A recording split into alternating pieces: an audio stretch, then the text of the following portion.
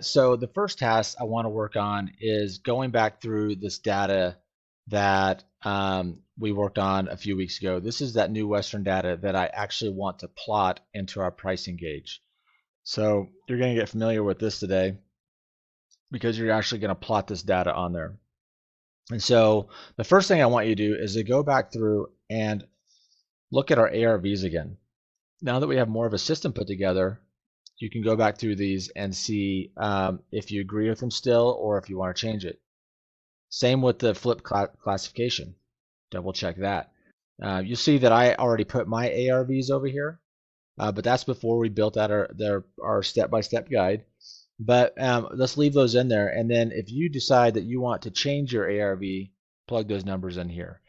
Now, as you'll see over here, I added this close price column. I would go ahead and hide this until you complete this again. But I just want to show you something real fast. Like some of them, the close price was off significantly from our offer price. Now, the market is always right. Is the philosophy that we run with. The market's always right. Now, sometimes it's a fluke. Maybe they found this crazy investor, whatever that or us, we would have been the crazy investor on this one, right? And it's like right here, we had 302. Maybe this investor, maybe there's a retail buyer. We don't know. Sometimes there's a fluke in there, but reinvestigate your ARVs to make sure. Um, I think. Well, I mean, I had an ARV of 610. You had an ARV of 530. So that might be some of our difference. So, anyways, go back through here and see what you think, but hide this close column. But let's go ahead and let's enter. Now, once you've done that, I want you to make notes of your new ARVs over here. Let's both go through it together, and then we'll plot this data. And I was going to have you do this today. So, for example, let's plot this one right here. So how you plot data is you just reverse engineer it, really. So we go to, you can use, I don't know if you can use this one probably, but I'm going to use this one. Oh, actually, I don't know if you can, because you need to see it in the scale of things. So anyways, we would put in our ARV that we came up with. All right. And then we'd put in 4,000 square foot. We'd put in our rehab. This is a class 3. Class 3 rehab. We're going to go full 135. Okay. And then we're going to see what it sold for.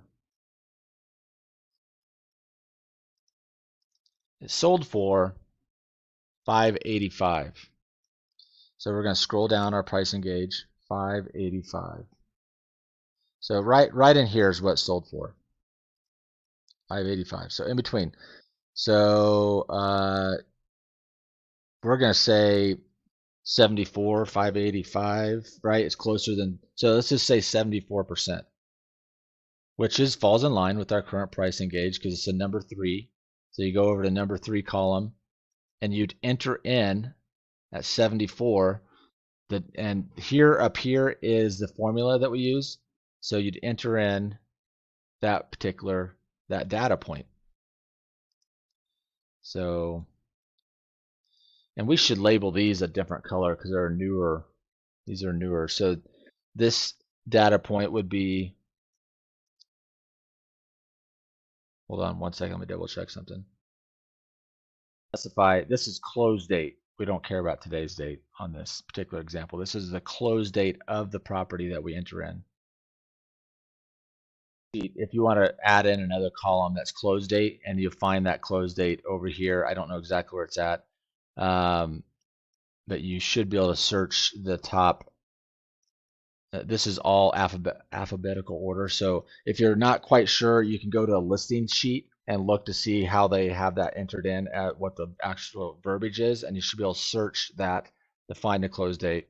And then you can make a close date column over here so that we can import that into here. So anyways, so you'd enter that data in right here. So you put in the close date. Why do we have active? Let me take a look. So anyways, we're putting in this data here. So if you could go in here and update this, so this is, all of these need to be close date underneath here.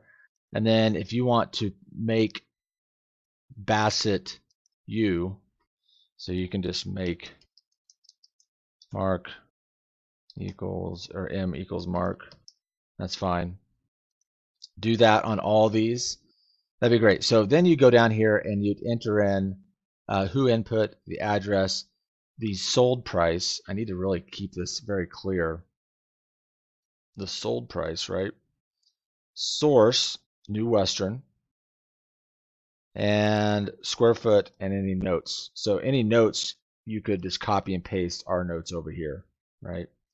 So that's how you input the data, and that plots our data. So this one falls right in line with what we've been seeing in this classification number 3.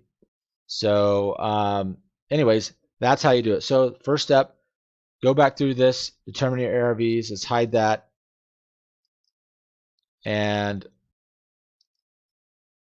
determine your ARVs. Again, re-look at your classification flips, add in any new ARVs, rerun offer prices, and then let's compare them to the actual sold price.